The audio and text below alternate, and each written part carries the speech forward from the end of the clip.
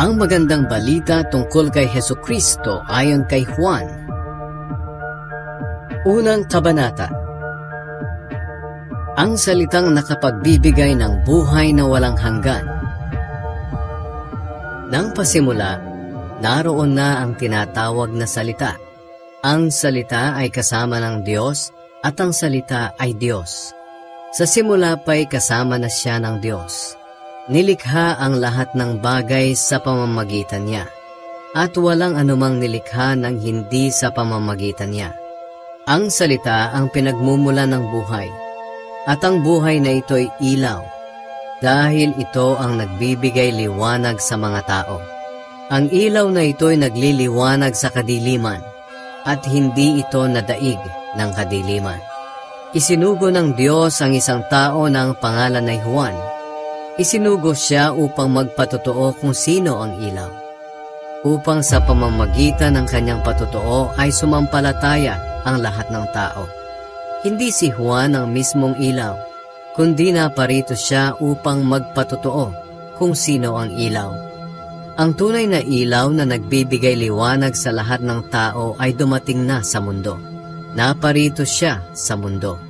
At kahit na nilikha ang mundo sa pamamagitan niya, hindi siya kinilala ng mundo.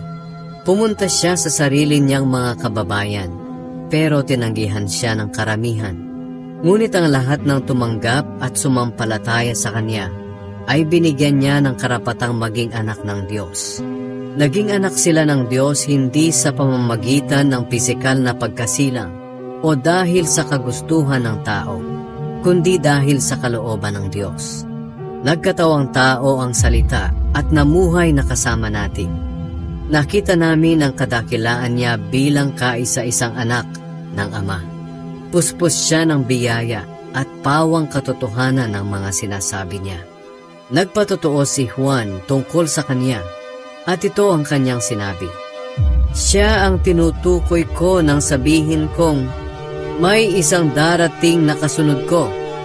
Mas dakila siya kaysa sa akin, dahil nariyan na siya bago pa ako ipanganak. Sa kasaganaan ng kanyang biyaya ay tumanggap tayong lahat ng sunod-sunod na pagpapala. Ibinigay sa atin ng Diyos ang kautusan sa pamamagitan ni Moises, ngunit ang biyaya at katotohanan ay napasa atin sa pamamagitan ni Hesukristo. Wala pang nakakita sa Diyos Ama kahit kailan, ngunit ipinakilala siya sa atin ng kanyang bugtong na anak, na Diyos din nga at kapiling ng Ama. Ang patotoo ni Juan tungkol kay Jesus. Pinapunta ng mga pinuno ng mga Hudyo sa Jerusalem ang ilang mga pari at levita upang tanungin si Juan kung sino talaga siya. Tinapat sila ni Juan. Sinabi niya, hindi ako ang Kristo. Nagtanong sila, kung ganoon, sino ka? Ikaw ba si Propeta Elias? Sumagot siya, hindi. Tinanong pa nila si Juan, ikaw ba ang propeta na ipinangakong darating? Hindi rin, sagot ni Juan. Kung ganoon, sino ka talaga? Sabihin mo sa amin para may maisagot kami sa mga nagsugo sa amin. Anong masasabi mo tungkol sa sarili mo?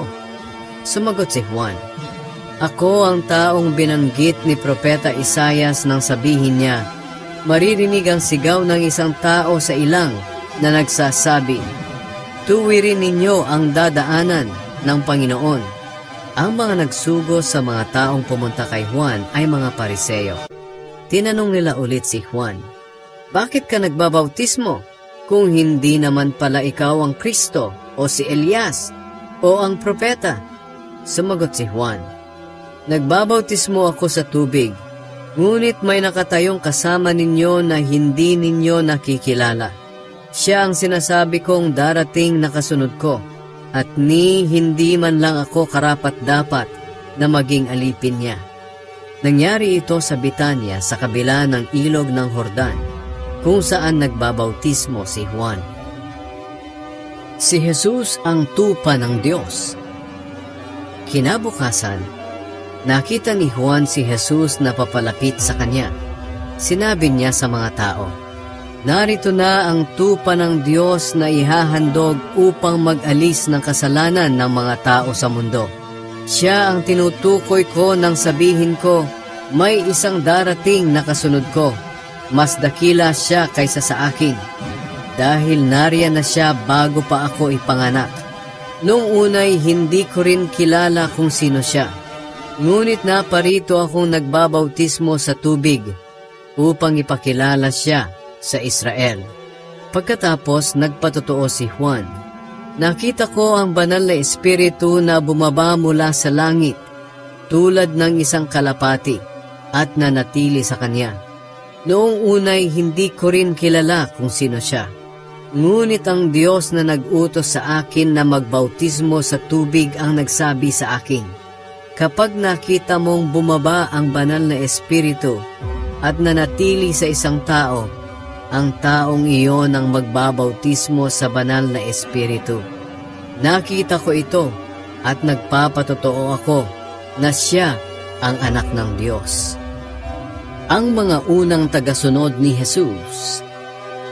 Kinabukasan, naroon ulit si Juan kasama ang dalawa sa mga tagasunod niya. Nang makita niya si Jesus na dumaraan, sinabi niya, "Narito na ang tupa ng Diyos." Nang marinig iyon ng dalawang tagasunod ni Juan, sinundan nila si Jesus. Lumingon si Jesus at nakita silang sumusunod.